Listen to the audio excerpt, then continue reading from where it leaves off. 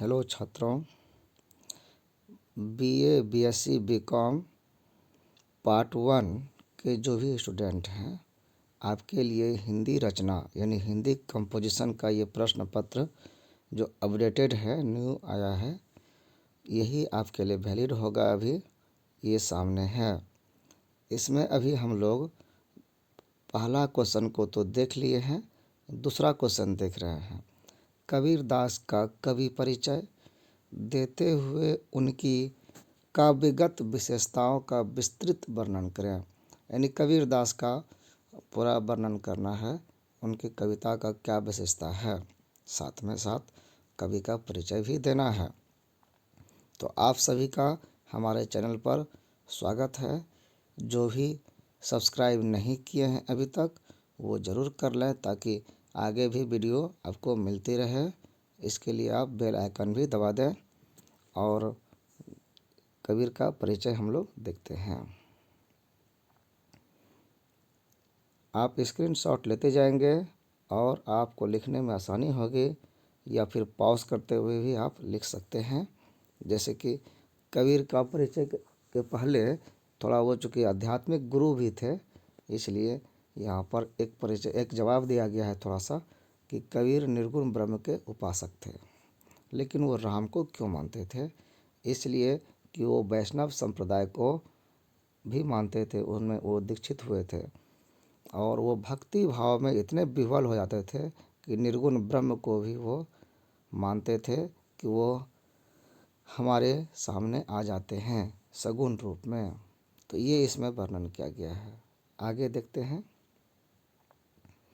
कबीरदास जी का परिचय एवं उनके काव्य की विशेषता है। कबीरदास का जीवन परिचय सबसे पहले, परिचय मतलब उनका जीवन परिचय थोड़ा बहुत, जो कि भी विवादित भी है उनके जन्म को लेकर के, लेकिन जो मुख्य बात है वो आपको जानना है। देखिए, ये फोटो जो लगा हुआ है, ये उनके आध्यात्मिक गुरु होने का प्रमाण है। ये पूज्य इस रूप में हर जगह हैं और इनका फ़ोटो इस तरह से प्रचलित है। यहाँ पर उनका जन्मतिथि के बारे में सब बताया गया है कि 1456 ईस्वी विक्रम संवत माना गया है, यानी 1389 ईस्वी माना गया है। ये पूरी तरह से सही है या नहीं ये कहना मुश्किल है, लेकिन विद्वानों ने जो इनके रचना काल और सब कुछ के हिसाब से वर्णन किया है वो इस तरह से है। तो जैसे यहाँ पर है, समाज के डर से नवजात पुत्र को एक विधवा ब्राह्मणी के जो संतान थे, ये वो तलाग लिखा गया है, जो कि वो तालाब है।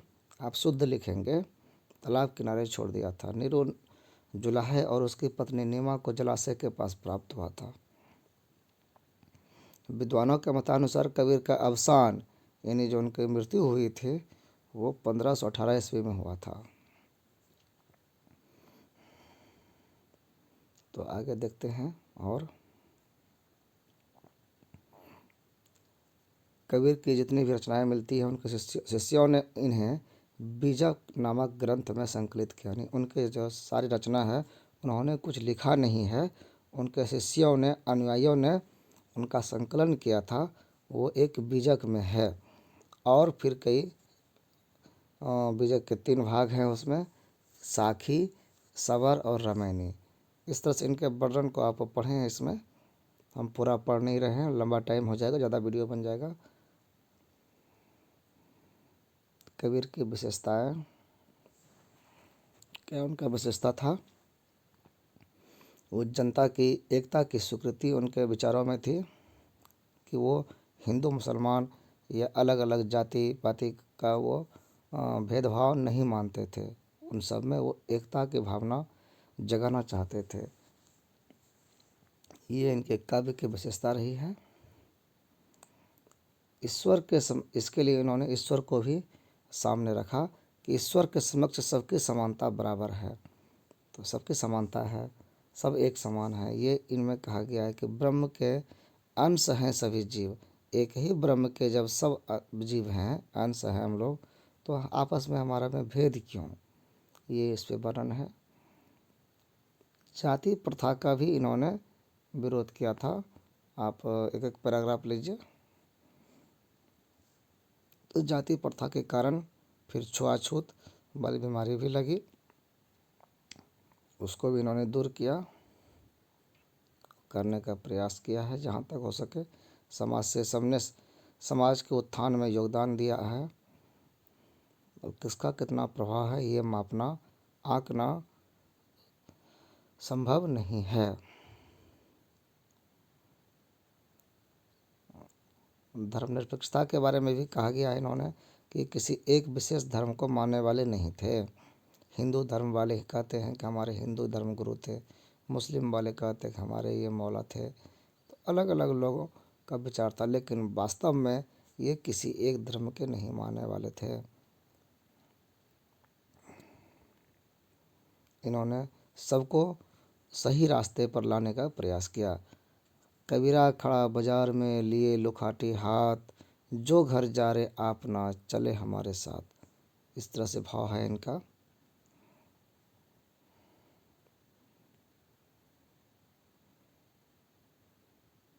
सामाजिक उत्पीड़न और अंधविश्वासों का भी इन्होंने विरोध किया है।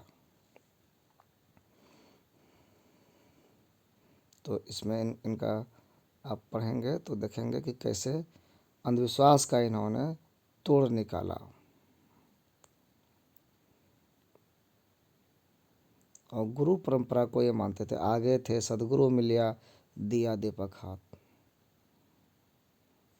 सूर और तुलसी एक उस समय समकालीन थे। उन दोनों ने सामाजिक उत्पीड़न के विरुद्ध आवाज़ उठाई थी। उसका यहाँ पर देखिए आप, खेती न किसान को भिखारी न भीख बलि, बनिक को बानी जन न चाकर को चाकरी। ये समाज में जो बेरोजगारी की व्यवस्था है, भुखमरी की व्यवस्था है, उस पर लिखा हुआ है। जीविका विहीन लोग सिद्ध मान सोच बस, कहें एक एक न सो कहाँ जाई का करे, क्या करे।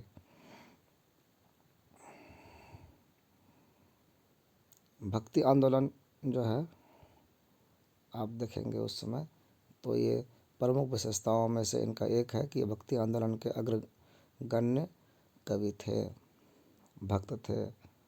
इनकी रचनाएं जो थी उनमें ये तीन सब चीज़ मिलता है बीजक में, रामायणी, शबद और साखी।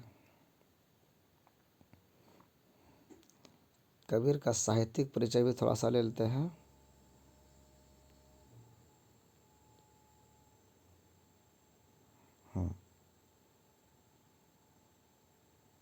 यहाँ पर आप देख लीजिए कबीरदास की भाषा और शैली क्या है।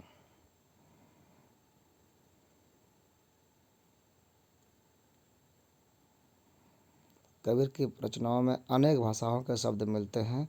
उनमें अरबी, फारसी, पंजाबी, बुंदेलखंडी, ब्रज भाषा, खड़ी बोली सबको मिला करके जो इनका भाषा मिला हुआ है उसको कहते हैं पंचमेल खिचड़ी या सधुक्कड़ी भाषा। साधुओं की भाषा, मिली जुली भाषा थी, इनकी विशेषता है ये। भक्ति आंदोलन में कबीर का योगदान, तो इनके जो फेमस वाक्य हैं दोहे, वो कबीरदास जी के दोहे के रूप में प्रचलित हैं। कुछ दोहे और अर्थ आपके सामने रखे जा रहे हैं, उनमें से आप सबका या कुछ का प्रयोग कर लेंगे तो अच्छा होगा। जैसे कि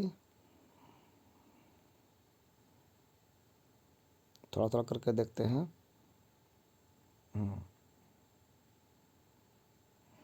बुरा जो देखन मैं चला, बुरा न मिलिया कोई, जो दिल खोजा आप ना मुझसे बुरा न कोई, कि मुझसे बुरा न कोई। इस तरह का पोथी पढ़ी पढ़ी जग मुआ, पंडित भया न कोई, ढाई आखर प्रेम का पढ़े सो पंडित हो। आप इसमें आप देखते जाएंगे, बहुत सारी गूढ़ रहस्य बात इसमें छिपा हुआ है। तिनका कबहु न निंदिए जो पावंतर होय, कबहु उड़ी आँखें न पड़े तो पीर घनेरी होय।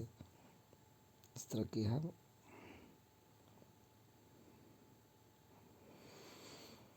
माला फेरत जो गया भया, सब है, बहुत अच्छे अच्छे दोहा है इनका, प्रचलित दोहा।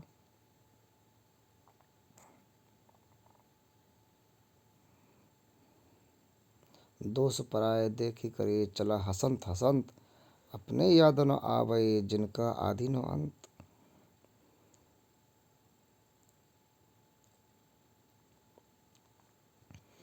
बोली एक अनमोल है जो कोई बोले जाने, ये तराजू तौल के तब मुख बाहर आने। अति का भला न बोलना, अति अच्छा चीज नहीं होता है। निंदक नियरे रखिए आंगन कुड़ी छवाए, बिन पानी साबुन बिना निर्मल करे सुभाए।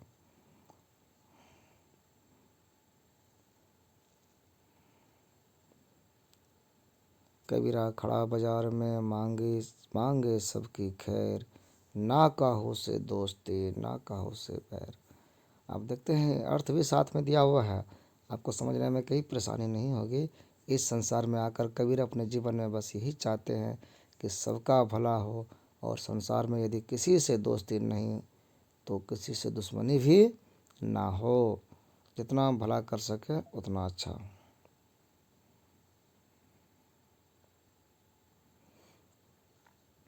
कहत सुनत सब दिन गए उर्जही न सुरैया मन, कही कबीर चित्या नहीं अजहू सो पहला दिन।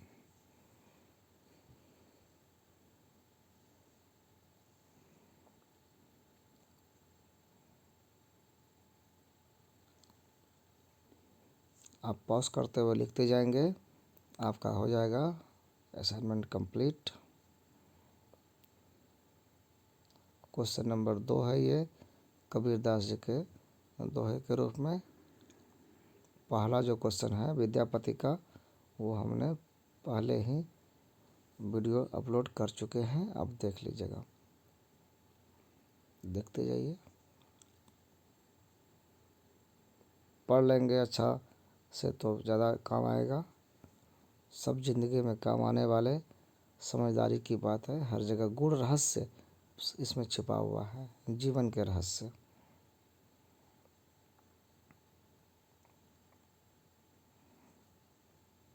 दो दो दोहे करके ले रहे हैं ताकि लिखने में पढ़ने में सुविधा हो।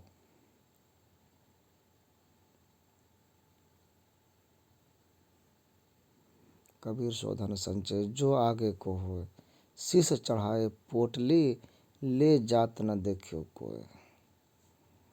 कह रहा है कबीर कहते हैं कि उस धन को इकट्ठा करना चाहिए, करो जो भविष्य में काम आए। सर पर धन की गठरी बांध कर ले जाते समय तो किसी को नहीं देखा, मरते समय कोई कुछ लेके थोड़े ही जाता है। माया मोही न मन मुआ, मरी मरी गया शरीर, आया आशा तृष्णा ना मोही, यूँ कहा गए कबीर। आशा तृष्णा कभी ख़त्म नहीं होता है।